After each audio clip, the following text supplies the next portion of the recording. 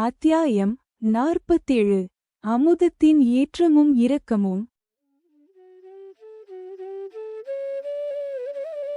பழங்கால நூல்கள் சொல்லும் இல்லற ஞானம்.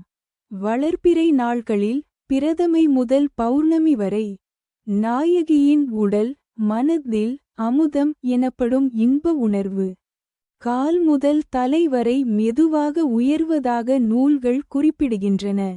அதேபோல் தேய்பிறை தொடங்கியதும் அமாவாசை வரை உணர்வுகள் மெல்ல இறங்குகின்றன எனவும் உரைக்கின்றன. அதாவது ஒவ்வொரு நாளுக்கும் ஒவ்வொரு உணர்வு. அதை புரிந்து கொண்டு வாழ்ந்தால் இல்லறம் இனிமையாக இருக்கும்.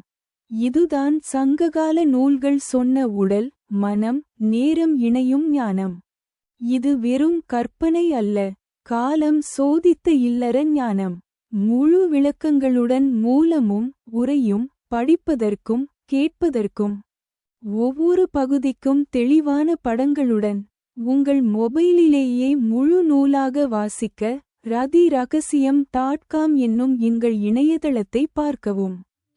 மேலும் பயனுள்ள பல ரதி-ரகசியம் பதிவுகளை காண சப்ஸ்கிரைப் செய்யவும். உங்கள் நண்பர்களுடனும் பிற தம்பதிகளுடனும் பகிர்ந்து கொள்ளவும்.